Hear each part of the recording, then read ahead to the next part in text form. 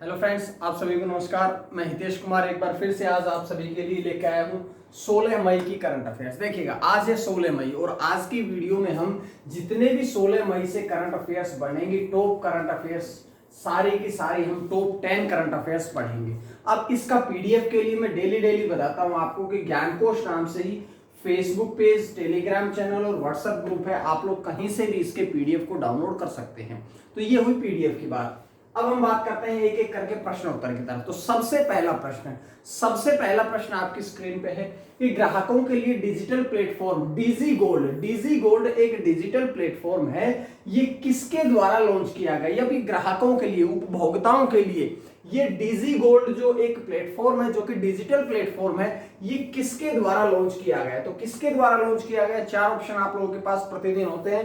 तो यहां से देखिएगा, एयरटेल पेमेंट्स बैंक, यानी कि एयरटेल पेमेंट्स बैंक के द्वारा अब ये जो डिजिटल प्लेटफॉर्म है जिसका नाम है डीजी गोल्ड, इसे लॉन्च किया गया है। अब बात करते हैं कि ये क्या है, इसके बारे में सारी जानकारियां पढ़ते हैं। देखिएगा, ये शुरू किया गया है एयरटेल पेमेंट्स बैंक के द्वारा। एयरटेल पेमेंट्स बैंक ने, क्योंकि इसके जो ग्राहक हैं, जो आपके उपभोक्ता हैं, उन सभी उपभोक्ताओं को सोना मतलब गोल्ड में निवेश करने के लिए उन्हें आकर्षित करना ही सभी निवेशकों को, सभी ग्राहकों को गोल्ड में निवेश करने के लिए, आकर्षित करने के लिए ये डीजी गोल्ड लॉन्च किया गया है। अब बात कर लेते हैं कि एयरटेल पेमेंट्स बैंक ने किसके साथ में साझेदारी करके, किसके सहयोग से शुरू किया है?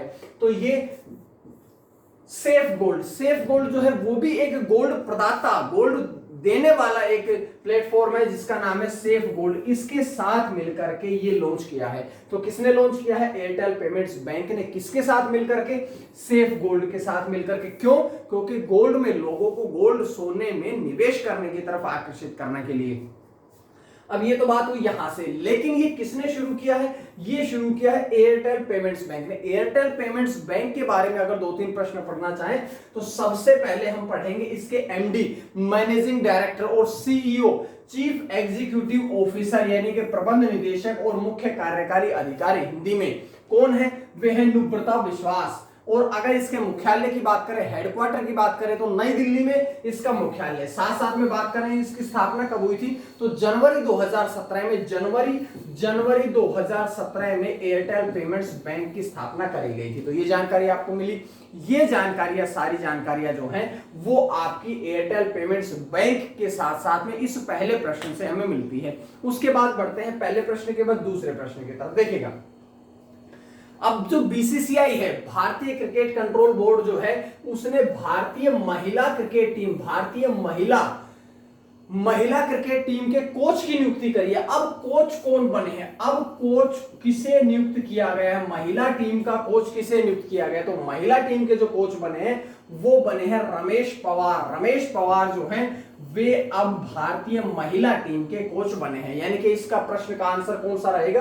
रमेश पवार इसका सही रहेगा। लेकिन देखिएगा, चारों प्रश्नों से, चारों ऑप्शन से भी बड़ी इंपॉर्टेंट जानकारी है। क्या जानकारी है? देखिएगा, सबसे पहले बात करते हैं रवि शास्त्री कौन है?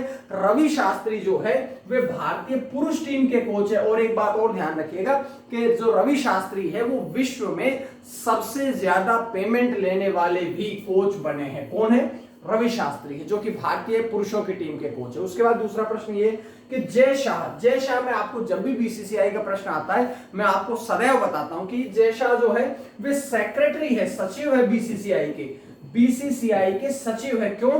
क्योंकि जो आपके जय शाह है, ये सेक्रेटरी है, ये अमित शाह के पुत्र है। अमित शाह कौन है? अमित शाह जो है वो देश के गृह मंत्री है। तो गृह मंत्री अमित शाह के जो पुत्र हैं वो है जय शाह। तो यहीं से आपका एक प्रश्न तैयार हो जाता है। दूसरी बात करते हैं कि ग्रेग बार्कले कौन है? ग्रेग बार्कले आईसीसी के जो चेयरमैन है, अध्यक्ष हैं, वो कौन है? Greg Barclay. तो ग्रेग बार्कले जो है इंटरनेशनल क्रिकेट काउंसिल आईसीसी के चेयरमैन है। कौन? Greg Barclay. तो ये जानकारियां तो हमें मिली है चारों ऑप्शन से, लेकिन उसके बाद देखिएगा, चारों ऑप्शन से ये जानकारियां मिली। अब इसके बाद हम बढ़ते हैं इस प्रश्न की तरफ। प्रश्न में क्या पूछा गया था? कि महिला क्रिकेट टीम के कोच कौन बने, रमेश पवार। दूसरी बात करते हैं कि उनकी नियुक्ति किसके द्वारा करी गई, बीसीसीआई। बीसीसीआई मतलब कि भारतीय क्रिकेट कंट्रोल बोर्ड, बीसीसीआई भारतीय क्रिकेट कंट्रोल बोर्ड के द्वारा उनकी नियुक्ति करी गई है। और जब ये साक्षात्कार हुआ था, जब उनका इंटरव्यू हुआ था, तो 3 सदस्यों की समिति ने लिया था। 3 सदस्य कौन कौन थे, सबसे पहली थी सुलक्षणा नाइक, दूसरे थे मदन लाल और तीसरे कौन थे, आरपी सिंह, रुद्र प्रताप सिंह। ये 3 सदस्यों की टीम थी जिसने उनका वाइवा, उनका इंटरव्यू जो था, उनका साक्षात्कार जो था वो लिया था। उसके बाद में देखिएगा, अगर हम रमेश पवार की बात करें तो रमेश पवार जो है वे पूर्व भारतीय क्रिकेटर रह चुके हैं, पुरुष टीम के खिलाड़ी रह चुके हैं। उन्होंने भारत के लिए 2 टेस्ट मैच खेले और उन्होंने 31 ओडीआई वनडे इंटरनेशनल मैच जो थे वो उन्होंने भारत के लिए खेले हैं। तो ये जानकारी यहां से मिली। लेकिन देखिएगा उनकी नियुक्ति किसके द्वारा करी गई, बीसीसीआई के द्वारा। BCCI board of control for cricket in India. आपने सदैव फुल फॉर्म को याद करना है। क्यों? क्योंकि आपके एग्जाम में एक प्रश्न फुल फॉर्म से आता है। Board of control for cricket in India, BCCI के फुल फॉर्म। अब बात करेंगे कि बीसीसीआई के अध्यक्ष कौन है। बीसीसीआई के अध्यक्ष सौरव गांगुली। सौरव गांगुली जो कि भारतीय टीम के पूर्व कैप्टन भी रह चुके हैं, जो भारतीय टीम के पूर्व कैप्टन भी रह चुके हैं। बात कर लेते हैं इसके सचिव कौन है। तो सचिव अभी मैंने बताया था आपसे, जय शाह। मुख्यालय कहां पे है, वानखेड़े स्टेडियम, मुंबई में बीसीसीआई का मुख्यालय भी है। कौन से स्टेडियम में, वानखेड़े स्टेडियम में। और अगर एक अंतिम प्रश्न यहां से कि अगर आपसे पूछा जाए कि बीसीसीआई की स्थापना कब हुई थी, तो दिसंबर 1928 में बीसीसीआई की, भारतीय क्रिकेट कंट्रोल बोर्ड की स्थापना हुई थी। तो यहां से ये जानकारी आपको मिल जाती है। उसके बाद में प्रश्न नंबर 3 आपके स्क्रीन पे, पंजाब राज्य जो है, पंजाब राज्य का 23वां जिला कौन सा बना है, पंजाब राज्य का 23वां जिला कौन सा बना है, ऐसा कौन सा जिला है जो कि अब पंजाब राज्य ने अपने 23वें जिले के रूप में नामित किया है। तो कौन सा जिला है, यहां से देखिएगा 4 ऑप्शन आप लोगों के पास है। यहां से आप देखिएगा कि मलेरकोटला जो है वो अब 23वां जिला बना है। 23rd जिला जो बना है वो कहां का बना है, पंजाब का बना है। अब देखिएगा ये जो 3 जो ऑप्शन बचते हैं, ये तीनों के तीनों एमपी के जिले हैं। यहां से भी हम बातें करेंगे। तीनों के तीनों जो लिखे हैं, ये तीनों के तीनों भी कहां के जिले हैं, ये एमपी के, मध्य प्रदेश के जिले हैं। इनके बारे में पहले पढ़ लेते हैं। देखिएगा नागदा जो जिला है वो मध्य प्रदेश का, एमपी का 53वां जिला है। बात करते हैं मेहर जिला जो है वो सतना से अलग हुआ, वो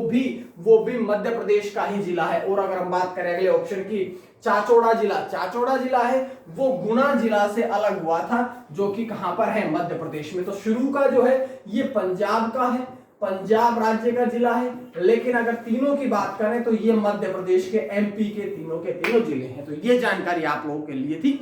अब इसके बाद, ये तो हमने 4 ऑप्शन से पढ़ी है। 4 ऑप्शन से पढ़ने के बाद आगे बात करें कि इसकी घोषणा किसने करी है। तो देखिएगा जिस प्रकार से देश में 2 प्रधान व्यक्ति होते हैं, प्रधानमंत्री होता है, एक राष्ट्रपति होता है, ऐसे ही जो राज्य होता है उसमें भी 2 होते हैं, एक राज्यपाल एक मुख्यमंत्री। तो या तो राज्यपाल ने करी होगी या फिर मुख्यमंत्री ने करी होगी। तो इसकी जो घोषणा है वो किसके द्वारा करी गई है, अमरिंदर सिंह, जो कि कांग्रेस पार्टी की तरफ से क्या है, सीएम है, चीफ मिनिस्टर है, मुख्यमंत्री है। ठीक है, उनके द्वारा घोषणा करी गई। अब बात करते हैं कि मलेरकोटला जो है, मलेरकोटला की अगर हम बात करें तो ये मुख्य रूप से अधिक मुस्लिम इलाका है, मुस्लिम बहुल इलाका है, जिसे अलग करने का जो घोषणा थी वो 2017 में ही कर दी थी। लेकिन अब 2017 से 2021 में उसको अलग कर दिया गया, जो कि मुख्य रूप से एक मुस्लिम बहुल इलाका है, अधिक मुस्लिम लोग हैं। और अगर आपसे एक प्रश्न वो पूछा जाए कि ये जो है ये किस जिले से अलग होकर के बना है, तो ये किस जिले से अलग होकर बना है, संगरूर जिले से अलग होकर के मलेरकोटला जिला जो है वो पंजाब राज्य का 23वां जिला बना है। ध्यान रखिएगा, अभी तक विकिपीडिया आपको 22 दिखाएगा, लेकिन अब आपको 23 जिले आपने रटने पड़ेंगे, याद करने पड़ेंगे, जो कि कुछ दिन बाद आप लोगों के लिए अपडेट हो जाते हैं। तो कितने जिले हुए, 23 जिले हुए। उसके बाद में पूरी जानकारी प्राप्त करते हैं पंजाब के बारे में। देखिएगा पंजाब के बारे में बात करें, पंजाब राज्य का गठन कब हुआ था, 1 नवंबर 1966 को हरियाणा से अलग होकर के पंजाब अलग राज्य बना था। लेकिन दोनों की राजधानियां जो है, दोनों की राजधानियां कहां है? चंडीगढ़। हरियाणा की राजधानी भी चंडीगढ़ है और पंजाब की राजधानी भी चंडीगढ़ है। मुख्यमंत्री अभी बताया था अमरिंदर सिंह कौन सी पार्टी के हैं? तो वे कांग्रेस पार्टी के हैं। उसके बाद में देखिएगा अगला प्रश्न ये है कि राज्यपाल कौन है? राज्यपाल है वीपी सिंह बदनौर, वीपी सिंह विजेंद्र पाल सिंह बदनौर। बात करते हैं विधानसभा की कितनी सीटें हैं? तो पंजाब राज्य से विधानसभा की 117 है, राज्यसभा की 7 और लोकसभा की कितनी सीटें हैं? 13 सीटें हैं। जरूरी बातें थी जो कि सारी की सारी मैंने पंजाब राज्य से बताई है। तो इस प्रकार से आपका ये प्रश्न समाप्त होता है। उसके बाद में प्रश्न अगला देखिएगा, प्रश्न नंबर 4 कि प्रधानमंत्री किसान सम्मान निधि योजना, प्रधानमंत्री किसान सम्मान निधि योजना की 8वीं जो किस्त है वो जारी कर दी गई है। लेकिन प्रश्न आपसे ये पूछा गया है कि 8वीं जो किस्त है वो किसके द्वारा जारी करी गई है? 8वीं किस्त जो है वो किसके द्वारा जारी करी गई है? तो किसके द्वारा जारी करी गई है? ये आपकी जो 8वीं किस्त है ये प्रधानमंत्री नरेंद्र मोदी के द्वारा ये आपकी जो 8वीं किस्त है, जो कि प्रधानमंत्री किसान सम्मान निधि की 8वीं किस्त है, ये जारी करी गई। अब बात कर लेते, देखिएगा यहां से तो आंसर आ गया हमारा ऑप्शन डी हमारा आंसर आएगा। लेकिन बात करते हैं राजनाथ सिंह कौन है? राजनाथ सिंह जो है वो देश के रक्षा मंत्री है। देश के रक्षा मंत्री कौन है? राजनाथ सिंह। दूसरा प्रश्न कि अरविंद केजरीवाल कौन है? अरविंद केजरीवाल जो है वे दिल्ली केंद्र शासित प्रदेश के कौन है? मुख्यमंत्री हैं, सीएम है। उसके बाद में ममता बनर्जी कौन है? ममता बनर्जी तो अभी हाल ही में तीसरी बार मुख्यमंत्री बनी। कौन से प्रदेश की? ये बनी है पश्चिम बंगाल राज्य की।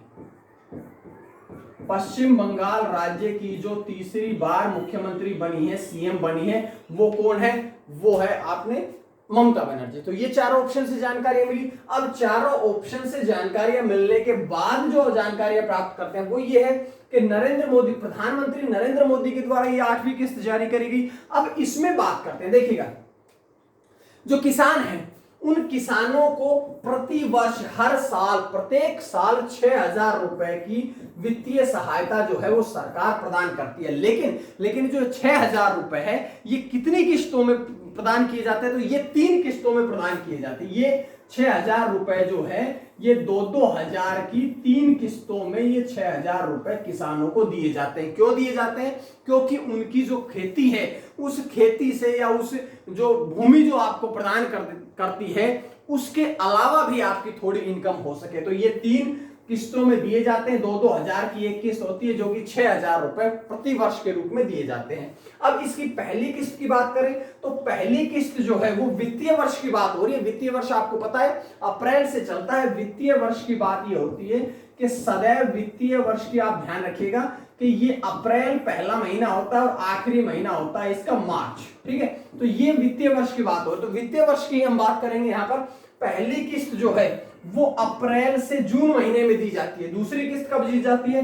अगस्त से नवंबर तक दी जाती है। और तीसरी किस्त की बात करें तो तीसरी दिसंबर से मार्च के रूप में दी जाती है। तो ये 3 किस्तें दी जाती है। अब बात करते हैं इस योजना की। ये योजना है कि प्रधानमंत्री किसान सम्मान निधि योजना। प्रधानमंत्री किसान सम्मान निधि योजना, अगर हम इस योजना के बारे में बात करें तो इसकी शुरुआत कब हुई थी? 2018 में इसकी शुरुआत करी गई थी। और अगर बात करें कि ये उन किसानों को लाभ प्रदान करती है जिनके पास 2 हेक्टेयर जमीन से ज्यादा, 2 हेक्टेयर भूमि से ज्यादा का उनके पास स्वामित्व होता है, उन्हें ही इसका लाभ मिलता है। बात करते हैं यहां से इसका उद्देश्य क्या है कि जो 125 मिलियन किसान जो है उनको उनकी फसल से अतिरिक्त लाभ हो सके, इसी के लिए उन्हें ये किस्त प्रदान की जाती है। तो ये थी जानकारी हमारी। उसके बाद प्रश्न नंबर 5 क्या है कि एयरलाइंस कंपनी को गो फर्स्ट के रूप में रीब्रांड किस एयरलाइंस के द्वारा किया गया? कौन सी ऐसी एयरलाइंस है जिसे दोबारा से रीब्रांड का मतलब है कि इसे दोबारा से चलाए जाने की शुरुआत करी जा रही है, लेकिन किस नाम से? गो फर्स्ट के नाम से कौन सी ऐसी एयरलाइंस है जिसको चलाने की अब घोषणा करी गई है। तो यहां से 4 ऑप्शन आप लोगों के पास है, आपने बताना है कि किसको किया गया है। तो यहां से देख लीजिएगा गो एयर, यानी कि इस प्रश्न का जो सही आंसर है वो सही आंसर है सी, मतलब गो एयर। पहले गो एयर थी, लेकिन अब इसका नाम क्या हो जाएगा, गो फर्स्ट। पहले गो एयर जो थी वो अब गो फर्स्ट के नाम से अब दोबारा से उसे रिब्रांड कर दिया गया। अब बात करते हैं इसके बारे में थोड़ी और जानकारियां क्या है।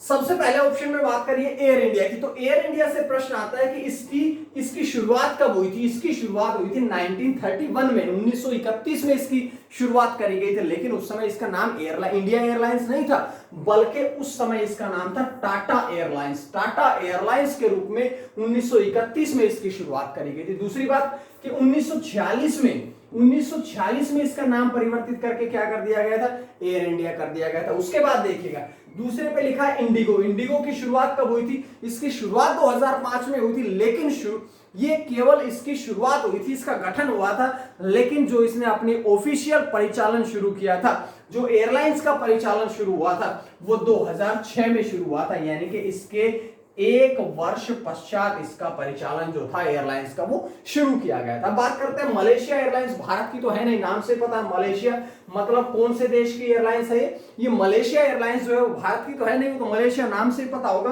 कि भाई मलेशिया देश की, और मलेशिया देश की है।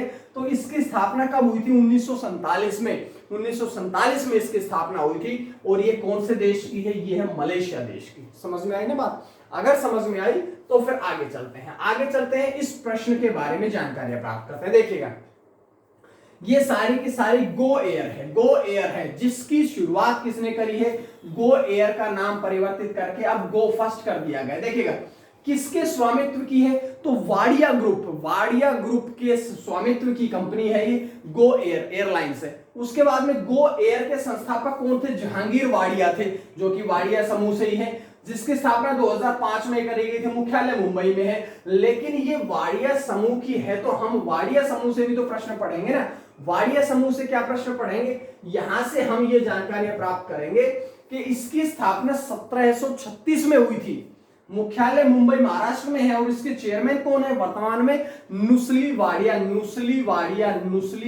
जो है वो वर्तमान में इसके कौन है, चेयरमैन है, अध्यक्ष हैं। तो इस प्रकार से हमारी 5वें प्रश्न की जितनी भी जो हमारी क्वेरीज थी वो पूरी होती है। इसके बाद 5 प्रश्न पश्चात हम क्या करते हैं, हम पढ़ते हैं आज का प्रश्न। आज का प्रश्न क्या है, आज का प्रश्न आप लोगों के लिए है कि कोप 26 पीपल एडवोकेट के रूप में किसे नामित किया गया है। 4 ऑप्शन आप लोगों के पास है, आपने अपने जवाब को पूरी तरह से डिटेल में देना है, जिसको मैं कल डिस्प्ले भी करूंगा। ये आज का होता है हमारा प्रश्न, जिसके बाद हम बढ़ते हैं कल के प्रश्न। कल मैंने आपसे प्रश्न पूछा था कि कौन सा राज्य ऐसा है जिसने निर्माण श्रमिकों को, जो आपके घरों भवन निर्माण कार्य करते हैं, उन श्रमिकों को 3000 रुपए देने की घोषणा करी है। तो ऐसा राज्य है आपका पंजाब। लेकिन आपका सटीक जो जवाब आया है, 3-4 ने और भी लोगों ने जवाब दिए थे, लेकिन ABCD से बात नहीं होती। पर मैं आपके लिए जब 10 प्रश्न पढ़ता हूं तो आप भी तो अपने लिए एक प्रश्न पढ़ो ना। तो देखिएगा बिल्कुल सटीक जवाब आया प्रियंका गुप्ता का जवाब आया कि पंजाब। अब इसके बाद सुनिएगा, बड़ी इंपॉर्टेंट जानकारी है कि केंद्र की सलाह के बाद, केंद्र सरकार से सलाह लेने के बाद में राज्य सरकारों ने BOCW बोर्ड में जमा पैसा जो है वो मजदूरों को देने की घोषणा करी है। और उत्तर प्रदेश, बिहार, मध्य प्रदेश, राजस्थान, तमिलनाडु ने 1000 रुपए दिए। उत्तर प्रदेश, बिहार, मध्य प्रदेश, राजस्थान, तमिलनाडु ने 1000 की घोषणा करी। उसके बाद में आंध्र प्रदेश, दिल्ली, आंध्र प्रदेश ने 2000 रुपए, दिल्ली ने 5000 रुपए, पंजाब ने 3000 रुपए की 2 किस्तें दी है। और ओडिशा राज्य ने कितने देने की घोषणा करी है, 1500 रुपए। तो पूरी तरह से इस प्रकार से प्रश्न की आपने जानकारियां पढ़नी है। आपको बहुत बहुत धन्यवाद। जिसके बाद हम बढ़ते हैं अगले प्रश्न की तरफ। प्रश्न नंबर 6 आपकी स्क्रीन पे। तो प्रश्न नंबर 6 क्या है, प्रश्न नंबर 6 है कि नेपाल जो अपना पड़ोसी देश है, नेपाल जो है अपना पड़ोसी देश है, जो कि सबसे ऊंची माउंट एवरेस्ट कहां पर है, नेपाल से है। कल मैंने आपसे पूछा था प्रश्न भी। उसके बाद में देखिएगा कि नेपाल के प्रधानमंत्री कौन बने हैं। अभी तो उनके प्रधानमंत्री ने इस्तीफा दिया था, दोबारा से प्रधानमंत्री कौन बने हैं, अगली बार दोबारा, मतलब अब कौन नए बन गए हैं। तो अब वही प्रधानमंत्री केपी ओली, खड़ग प्रसाद शर्मा ओली, खड़ग के से खड़ग, खड़ग प्रसाद शर्मा ओली, खड़ग प्रसाद शर्मा ओली जो हैं वे अब बने हैं प्रधानमंत्री। कहां के, नेपाल के। और कौन सी बार बने हैं, तो ये ध्यान रखिएगा कि वे तीसरी बार प्रधानमंत्री बने हैं। बात करते हैं हम और बाकी ऑप्शंस की। और बाकी ऑप्शंस क्या कहते हैं, और बाकी ऑप्शन ये कहते हैं कि जो शेख हसीना है, शेख हसीना है वो भी प्रधानमंत्री है, लेकिन कहां के प्रधानमंत्री है, बांग्लादेश के प्रधानमंत्री हैं। और लोटे शेरिंग जो है वे भी प्रधानमंत्री है, कहां के प्रधानमंत्री है, भूटान के प्रधानमंत्री हैं। अगर हम बात करें मोहिउद्दीन यासीन, वो भी प्रधानमंत्री हैं, कहां के प्रधानमंत्री है, मलेशिया के। भारत के प्रधानमंत्री नरेंद्र मोदी, पाकिस्तान के प्रधानमंत्री कौन है, इमरान खान। तो ये सारी जो बातें हैं अपने पड़ोसी देशों के बारे में हमें पता होनी चाहिए, ठीक है। तो ये चार देखिए, केपी ओली नेपाल का पढ़ लिया, बांग्लादेश, भूटान, मलेशिया, भारत और पाकिस्तान का पढ़ लिया। तो 5 प्रधानमंत्री हमने ऐसे ही पढ़ लिए। तो ये छोटी छोटी बातें ये आपको जीएस में बड़ी सहायता करती हैं। उसके बाद देखिएगा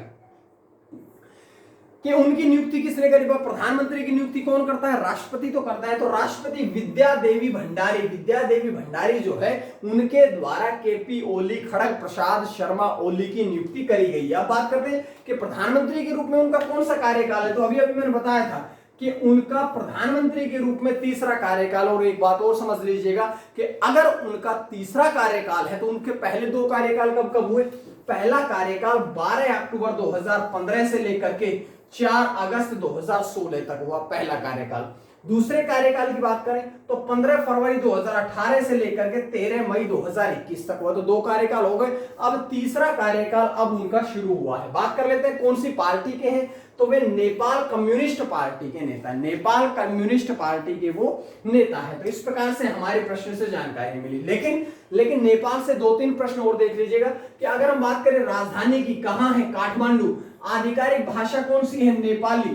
प्रधानमंत्री कौन है, विद्या देवी भंडारी। ये सारी बातें जो थी ये भी सारी की सारी हमने कहां से पढ़ी है, नेपाल से पढ़ी है। तो समझ में आई कि नहीं बात। उसके बाद में अगर समझ में आई तो प्रश्न नंबर 7 की तरफ चलते हैं। देखिएगा प्रश्न नंबर 7 आपकी स्क्रीन पे है कि देश के पत्रकारों के लिए एक आधिकारिक ऐप, एक ऑफिशियल ऐप, देश के जितने भी पत्रकार हैं, जितने भी एडिटर हैं, उन सभी के लिए एक ऑफिशियल ऐप की लॉन्च कर दिया। अब ये लॉन्च किसने करी है, तो ध्यान रखिएगा किसके द्वारा ये लॉन्च किया गया। प्रश्न आपसे ये पूछा गया, तो किसके द्वारा लॉन्च किया गया। भाई 4 ऑप्शन आप लोगों के पास है ना, यहां से ध्यान रखिएगा किसके द्वारा लॉन्च किया गया। तो एन.वी. रमणा, एन.वी. रमन भी कह सकते हैं क्योंकि इंग्लिश में नाम होता है सेम टू सेम, हम हिंदी में रूपांतरित नहीं कर सकते हैं। तो यहां से जो हमारा राइट आंसर होगा वो होगा ए। और अगर ए है तो ध्यान रखिएगा भाई अमित शाह कौन है, अमित शाह देश के कौन है, गृह मंत्री हैं। मैं पहले बात कर चुका हूं शायद। गौतम गंभीर पूर्व क्रिकेटर रह चुके हैं जो कि अब बीजेपी पार्टी की तरफ से दिल्ली में अब मंत्री हैं। उसके बाद में एस जयशंकर यानी कि सुब्रमण्यम जयशंकर भारत देश के विदेश मंत्री हैं। तो इस प्रकार से ये सारी बातें तो हमने यहां से पढ़ ली। अब हम बात करते हैं इस प्रश्न के बारे में। देखिएगा कि भारत के कौन है मुख्य न्यायाधीश है, एन.वी. रमना, ठीक है। उसके बाद में उद्देश्य क्या है इसका उद्देश्य सिंपल सा है कि भाई अब आपके लिए एक ऐप लॉन्च कर दी है। कोरोना वायरस के कारण जितने भी पत्रकार हैं उनको ज्यादा भाग दौड़ ना करनी पड़े, ज्यादा से ज्यादा इधर उधर घूमना ना पड़े, ताकि वो कोरोना से बचे रहें, ठीक है। इसीलिए उन्होंने ये ऐप लॉन्च करी है जिसका उद्देश्य ये है कि हमारे जो देश का सुप्रीम कोर्ट है, जो हमारे देश का सुप्रीम कोर्ट है, इसकी जितनी भी आपकी सुनवाई होती है उस सुनवाई को ये डायरेक्टली इस ऐप के माध्यम से, ये जितने भी पत्रकार हैं इस ऐप के माध्यम से अपने घर पर ही बैठे बैठे इसकी सुनवाई को देख सके और अपना आगे का एडिटिंग करके उसको अगले दिन अखबार में प्रसारित कर सके। इसीलिए इसी उद्देश्य से ये ऐप जो है वो विकसित करी गई है। तो ये सारी जानकारी है इसके बारे में पढ़ी। लेकिन इंपॉर्टेंट जानकारी देखिए, सुप्रीम कोर्ट के मुख्य न्यायाधीश थे एन.वी. रमन, तो उनके बारे में बात करते हैं। सुप्रीम कोर्ट के बारे में बात करते देखिएगा, सुप्रीम कोर्ट की संख्या कितनी है? पहला प्रश्न, भारत देश में सुप्रीम कोर्ट की संख्या कितनी है? एक है। लेकिन अगर मैं आपसे पूछूं कि भारत में हाई कोर्ट की संख्या कितनी है? हाई कोर्ट की संख्या वर्तमान में कितनी है? 25 है। पहले 24 थी, अब 25 हो गई। अब देखिएगा, अब इस सुप्रीम कोर्ट को ही हम उच्चतम न्यायालय कह सकते हैं या साथ साथ में इसे हम सर्वोच्च न्यायालय भी कह सकते हैं। आसान बातें हैं। उसके बाद में इसकी स्थापना कब हुई थी? 1 अक्टूबर 1937 को। लेकिन 1 अक्टूबर 1937 को जब इसकी स्थापना करी गई थी तो इसकी स्थापना भारत की संघीय अदालत के रूप में करी गई थी। भारत की अब उस समय इसका नाम सुप्रीम कोर्ट उच्चतम न्यायालय नहीं था, इसका नाम था भारत की संघीय अदालत। कब? 1 अक्टूबर 1937 में। उसके बाद में 28 जनवरी 1950 जब भारत देश गणतंत्र हो गया 26 जनवरी को, उसके बाद इसका नाम परिवर्तित करके क्या कर दिया गया था? सुप्रीम कोर्ट, जिसकी संख्या कितनी है? एक है। कहां स्थित है? देश की राजधानी दिल्ली में। कहां स्थित है? तिलक मार्ग। कहां? नई दिल्ली में स्थित है। High court 25, supreme court 1। 48वें मुख्य न्यायाधीश कौन है? एनवी रमन। एनवी रमन मतलब नूथलपति वेंकट रमन। नूथलपति वेंकट रमन जो है वे अब वर्तमान में इसके मुख्य न्यायाधीश। एस.ए. बोबड़े, शरद अरविंद बोबड़े के बाद में अब नए 48वें मुख्यमंत्री कौन बने थे? मुख्य न्यायाधीश बने थे एनवी रमन। उसके बाद में देख लीजिएगा कि भारत के संविधान के अनुच्छेद 131 के अंतर्गत जो सर्वोच्च न्यायालय है, सर्वोच्च न्यायालय के मूल क्षेत्राधिकारों का वर्णन कितने अनुच्छेद में किया गया? 131। आपने मूल विधियां पढ़नी है, मूल विधियां पढ़नी है तो आपने इस प्रकार के अनुच्छेदों को भी याद करना पड़ेगा। समझ में आई ना बात? तो उसके बाद में यहां से पूरी जानकारी आपके सामने रख दी है। अब प्रश्न नंबर 8। प्रश्न नंबर 8 क्या कहता है? प्रश्न नंबर 8 ये कहता है कि सूरीनाम के राजदूत कौन बने हैं? सूरीनाम के एम्बेसडर कौन बने हैं? सूरीनाम जो देश है इसके राजदूत कौन बने हैं? तो 4 प्रश्न आप लोगों के सामने है, यहां से आपने बताना है तो कौन बने हैं। तो यहां से देखिएगा 8वें प्रश्न का आंसर जो है वो है एस बालचंद्रन। एस बालचंद्रन मतलब इस प्रश्न का जो आंसर है वो आंसर बी होगा, यानी कि एस बालचंद्रन होगा। लेकिन अगर इसका प्रश्न का आंसर ऑप्शन बी हो गया, एस बालचंद्रन हो गया, तो भाई बाकी 3 ऑप्शन कौन है? बाकी 3 ऑप्शन क्या कहते हैं? बाकी जो 3 ऑप्शन बचे हैं वो ये कहते हैं कि पीके रावत, प्रदीप कुमार रावत कहां के हैं? नीदरलैंड्स के राजदूत हैं। टी.एस. संधू, तरनजीत सिंह संधू कहां के? अमेरिका के राजदूत हैं। राजकुमार श्रीवास्तव कहां के? क्रोएशिया के सारे राजदूत हैं। एक नीदरलैंड का, एक अमेरिका का, एक क्रोएशिया का और एक कहां का बचा? सूरीनाम का बचा। तो चारों हमने ब्रांड पढ़ लिया, एम्बेसडर यानी कि राजदूत के बारे में पढ़ लिया। अब देख लीजिएगा, यह है सूरीनाम आपका।